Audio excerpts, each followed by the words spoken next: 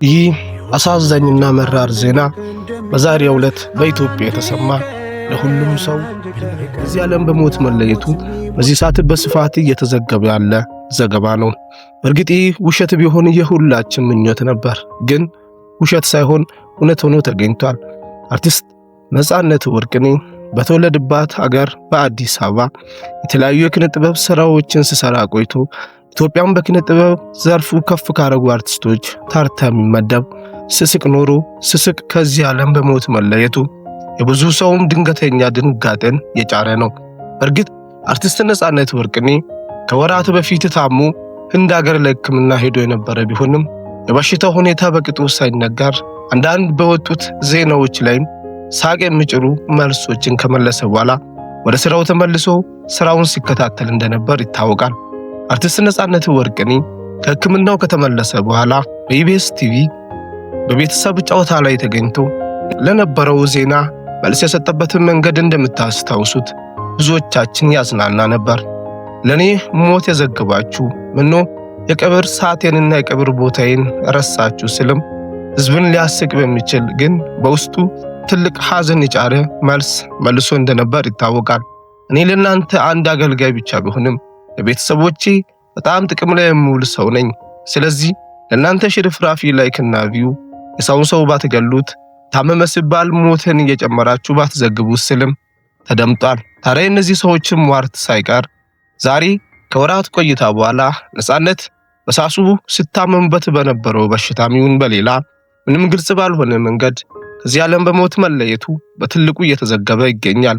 እውነት ይህች ሀገር አንዳንዶቹ ከእጃችን ሲያመልጡ ምነው ቀድሞ ማስጠንቀቂያውን መልእክት ብንነገረን ያዝብላል።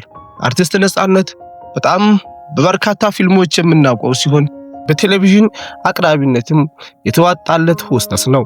ታዲያ ይህ ሰው በዛሬው ዕለት በሞት መለየቱን የብዙ ሰው ሐዘንና እንባን የተራጩበት ነው። ከዚህ ጋርም ተያይዞ ጠቅላይ ሚኒስትር አብይ አህመድም ሳይቀር ለሞታቸው የተሰማውን ትልቅ ሐዘን ገልጿል። አርቲስት ነጻነት ወርቅነህ በተወለዱበት በ49 ዓመቱ ነው ከዚህ ዓመት በሞት የተለየው። በ1969 የተወለደው አርቲስት እዚህ ዓመት ጥር 8 2018 ዓመት ከዚህ ዓለም በሞት ተለይቷል። ይህ አርቲስት የሰራቸውን የሚሳተፍባቸው ፊልሞች ከ20 የሚበልጡ ቢሆንም በዋናነት ደግሞ ሲቀንባቸው የማንረሳቸው ፊልሞች እኚህ ናቸው። ሲቲ ቮይስ፣ ሚስተር ኤክስ፣ ያንቺው ሌባ፣ ባለቀለሙ ህልሞችን እንዲሁም እነዚህም የመሳሰሉትን በጣም በርካታ ፊልሞች ላይ በመሪ ተዋናይነት ተሳትፎበት ብዙዎቻችን ጥርስ ያልከደንባቸው ደግሞ የማንረሳው ፊልም FBI ከ1 እስከ 3 የተሰራው ነው። በዚህ ፊልም ላይ በሁሉም ዘርፍ ራሱ ጽፎ ራሱ ዳይሬክት ማድረጉም ይነገራል። ታዲያ ይህ የጥበብ ፈርጥ የሆነው ሰው በዛሬው ቀን በሞት መለየቱ ለኢትዮጵያውያን የተለየ ሐዘን እንደሆነም ይታወቃል። ይህም ብቻ ሳይሆን ነጻነት ወርቅነህ በቲያትር ቤቶቹ ደማቅና በጣም ፈርቀዳጅ የሆነ ተዋናይ ነው። ብዙ ጊዜ ከመድረክ ጀርባም የተለያዩ አማተሮችን በመምከርና በማበረታታት ይታወቃል ይባላል። እንዲሁም ያንቺው ሌባ ላይ አብረው ተውና የነበረችው ሜን ካራክተሯ ከቅርታ ጋር አሁን ስሟን ባላስታውስም አማተርና ምንም አይነት ፊልም ላይ ያልተሳተፈች መሆኗን በአንድ ኢንተርቪው ኢቢኤስ ላይ ሲናገሩን ሰምተናል።